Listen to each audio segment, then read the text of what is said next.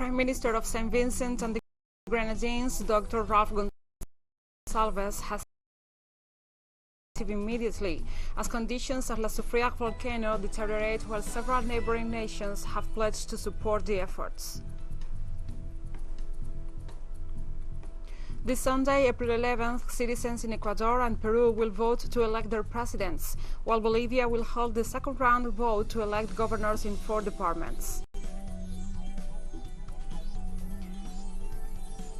In Benin, 1 person was killed and at least 6 were wounded by gunfire on Thursday, according to local officials and witnesses after troops cleared position protesters just days before the presidential elections.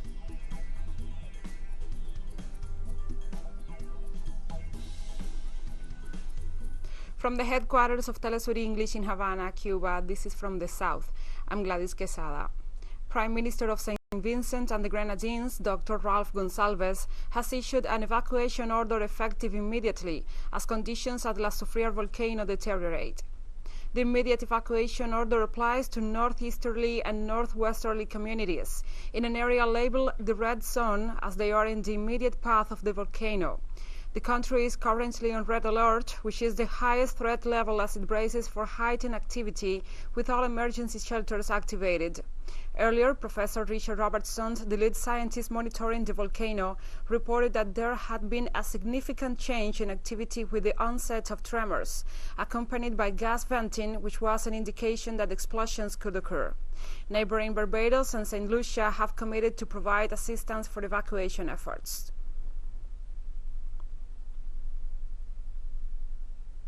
By order as follows. 1. The evacuation of all premises in the areas designated as the red zone on the northeast and northwest of St. Vincent, and the evacuation of the area itself. So an evacuation of the premises in the red zone on the northeast and the northwest, and evacuation of the areas themselves. And 2, the exclusion of persons, vessels or vehicles from such premises and areas, save and except for the purpose of effecting the said evacuation. Venezuelan Foreign Minister Jorge Arreaza noted on Twitter that in the coming hours, Venezuela will send humanitarian supplies and rescue experts to cooperate in the preventive evacuation and relocation efforts in St. Vincent and the Grenadines, adding that member countries of the Bolivarian Alliance for the Peoples of Our America are on alert to coordinate the necessary support in the face of a possible natural disaster stemming from the eruption of La Soufrière volcano.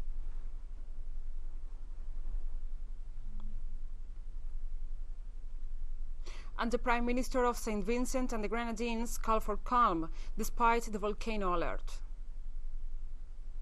We want to say that we do not need violence. We need to be calm.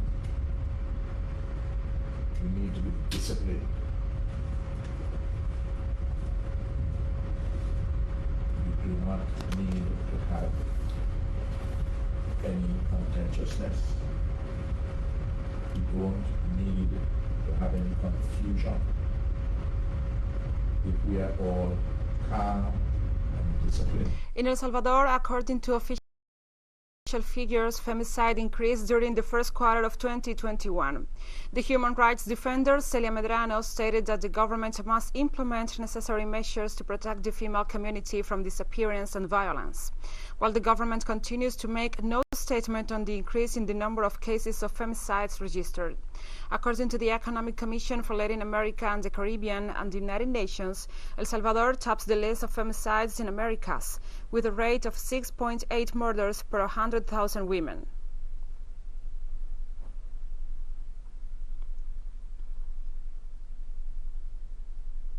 The United States stopped nearly 19,000 child asylum seekers at its borders in March, the highest ever figure in a single month. According to officials' numbers released on Thursday, authorities apprehended more than 172,000 people at the U.S.-Mexico border last month, representing a 71% increase from February. People from Mexico and Central America have increasingly sought to enter the U.S. over the past year as they fled violence, natural disasters, and poverty worsened by the coronavirus pandemic. Expectations for more lenient immigration enforcement have also emerged under President Joe Biden, who has pledged to reverse the hardline policies of the Trump administration.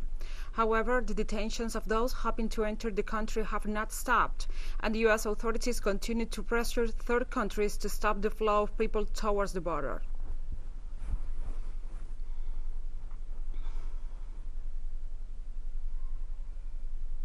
During the ongoing murder trial against former Minneapolis police officer Derek Chauvin on Wednesday, an expert police witness said the accused used a technique designed to deliberately inflict pain and subjected George Floyd for an unnecessary extended period.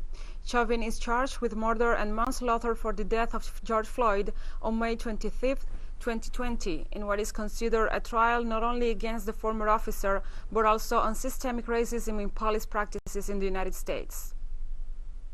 Have an opinion to a degree of reasonable professional certainty whether the force used, as shown in Exhibit 254, whether that force being applied then for the restraint period, which you've defined as 9 minutes and 29 seconds, would constitute deadly force. Yes. And what is that opinion? That it would. And we'll be right back after this very short break, so don't go away.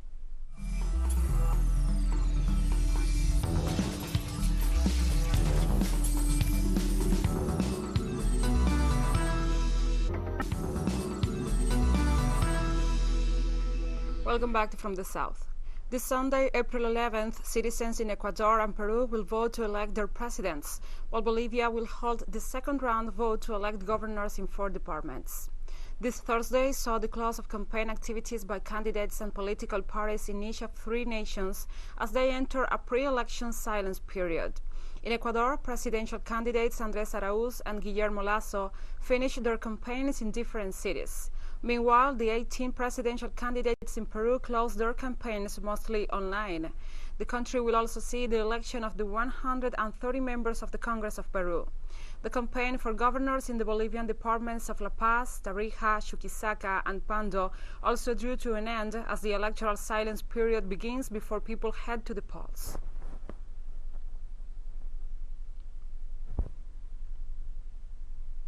Peruvian presidential candidate Johnny Lescano, typed according to polls as a possible winner in the elections on Sunday, led a caravan of supporters at his final campaign rally in the capital Lima, ahead of the country's April 11th general elections. The elections come amid the COVID-19 health crisis, which has aggravated the economic crisis, corruption scandals, and the political crisis that the country has been experiencing for the past few years. Lescano is standing as the candidate of the center-right Popular Action Party and faces 17 rivals for the post. Many Peruvians remain undecided about how to vote, and abstention is expected to be high.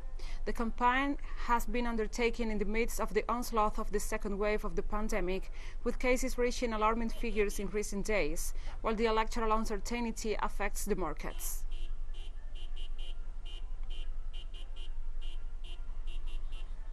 And far-right Peruvian presidential candidate Keiko Fujimori closed her campaign for Sunday's election on Thursday by walking the streets of the capital Lima.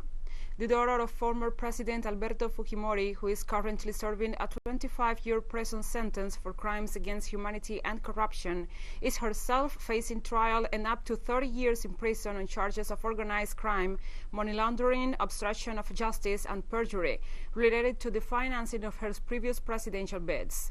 Also named in the lawsuit is Fujimori's political party, Popular Force.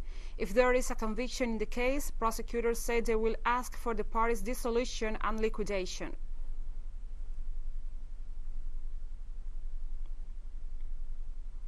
Ecuadorian presidential candidate for the Progressive Union for Hope coalition, Andrés Araúz, closed his election campaign in the capital Quito this Thursday, ahead of the April 11th runoff, where he faces right-wing contender Guillermo Lasso. Arauz, age 36, plans to renegotiate a $6.5 billion debt with the International Monetary Fund, which was negotiated by the current neoliberal government of Lenin Moreno. He also plans to hold Moreno legally responsible for the mishandling of the country's coronavirus health crisis. Arauz remains the favorite to win on Sunday after having secured 32.7% of the vote in the first round vote in February, against his rival conservative banker Guillermo Lasso, who secured 19.7%.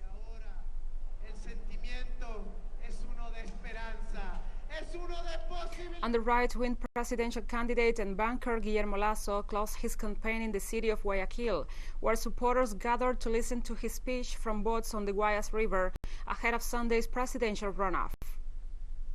It is possible to start a new stage of progress where we can all have a better life. In your hands, you have the most powerful instrument to achieve and accomplish your dreams. And also, the electoral campaign in Bolivia has come to an end, ahead of the second round of the regional elections in 4 departments in the country this Sunday. On Thursday morning, the electoral silence period began in preparation for the vote, which will close the most complex electoral process in the recent history of the country. Speaking on Wednesday evening, the president of the Supreme Electoral Tribunal, Salvador Romero, explained the situation as of this Thursday. Day for the circulation of electoral propaganda and the holding of campaign activities. Then, there will be a time of reflection for the citizens in the 4 departments where the second round will be held, so they can evaluate all the elements raised, presented by the candidates, and then freely decide which one they consider to be the best option. Our appeal is for the citizens to go out and vote on April 11th, respecting the security measures on the one hand, and on the other, the different political organizations. Today,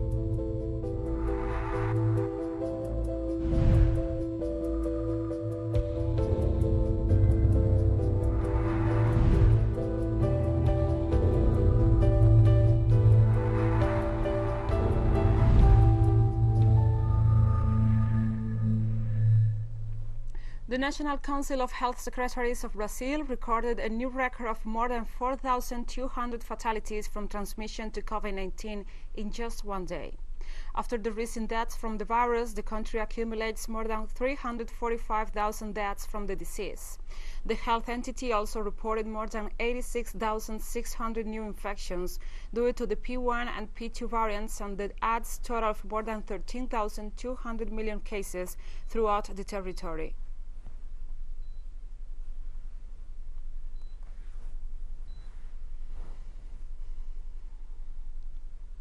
Residents of the Brazilian city of Rio de Janeiro, aged over 65, have been receiving COVID-19 shots at one of the city's most traditional samba schools, Cacique de Ramos, which was turned into a vaccination site as the country faces a deadly surge of coronavirus and a lack of the necessary measures from the government of far-right President Jair Bolsonaro.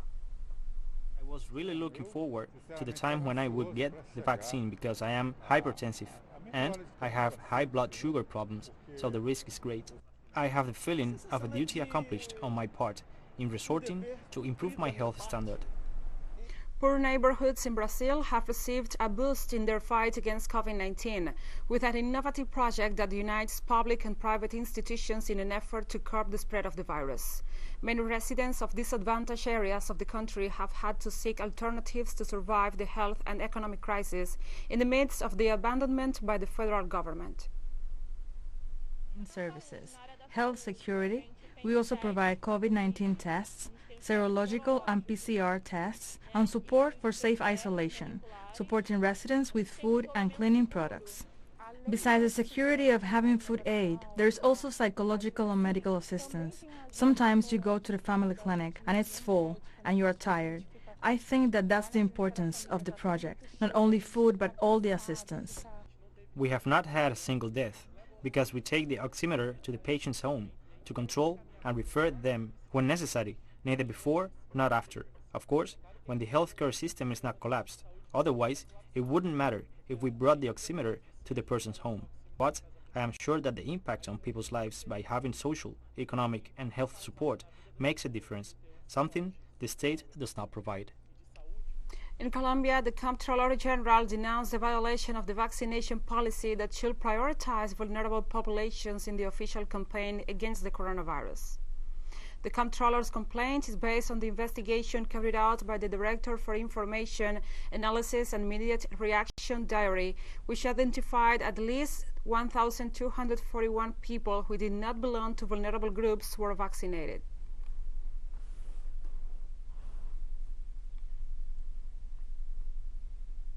On Thursday, Australia became the latest country to restrict the use of AstraZeneca COVID-19 vaccine to those aged over 50. The announcement came after drug regulators held a series of urgent meetings following the European Medicines Agency announcement that it had found a possible link between the shot and rare blood clots. Prime Minister Scott Morrison said he received a series of recommendations from the advisory group, and that chief among them was that the Pfizer vaccine should now be adopted as the preferred jab for people aged under 50. The Prime Minister explained that the recommendations were made with an abundance of caution, as the serious side effects are extremely rare and have mostly been associated with younger people.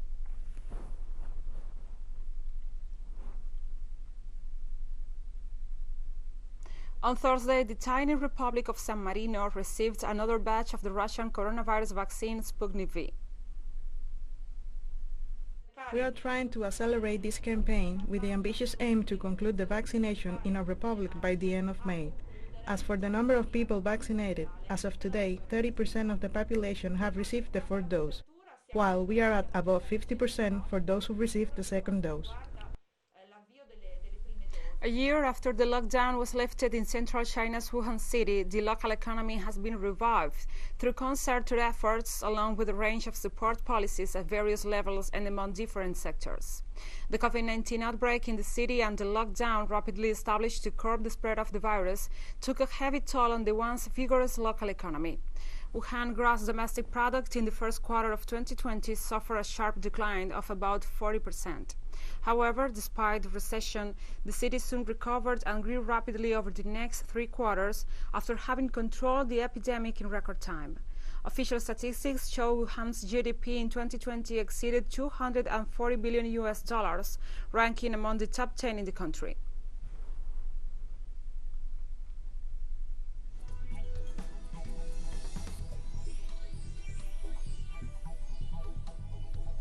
And we have more stories coming up after this final short break, so stay with us.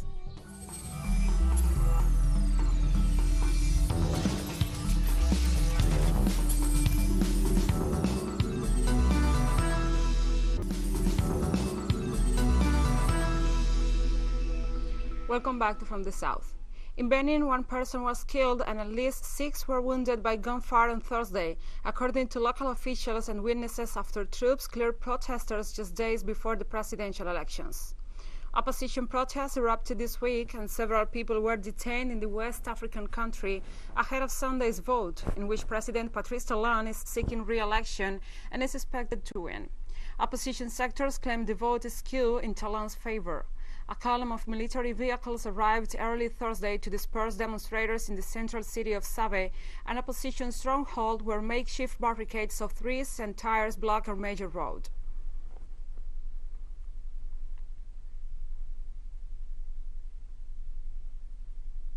With only 3 days to go until the presidential election in Benin, voters remain split, although current President Patrice Talon is expected to secure a second term in office.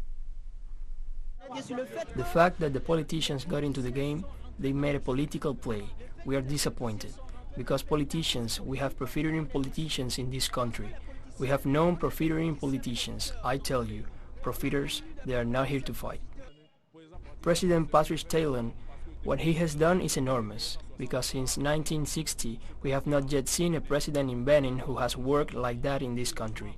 Seriously, in these 5 years that he has done many strange things. He has put things in order. Everything is going well. Kenyan authorities have condemned the United Kingdom's decision to add the East African country to its coronavirus trouble red list. Starting on April the 9th, Kenyans or anybody transiting through Kenyan airports is banned from setting foot in the UK. In a strongly worded statement on Saturday, Kenya's foreign ministry said the decision was discriminatory and lacked logic and scientific knowledge of the disease or the spread of the pandemic. Nairobi also accused London of hoarding vaccines, stressing it has much more than it needs. The UK has ordered more than 400 million coronavirus vaccine doses for a population of around 67 million people. Meanwhile, Kenya, which has a population of 53 million, has received just over 1 million AstraZeneca vaccine doses through the COVAX initiative.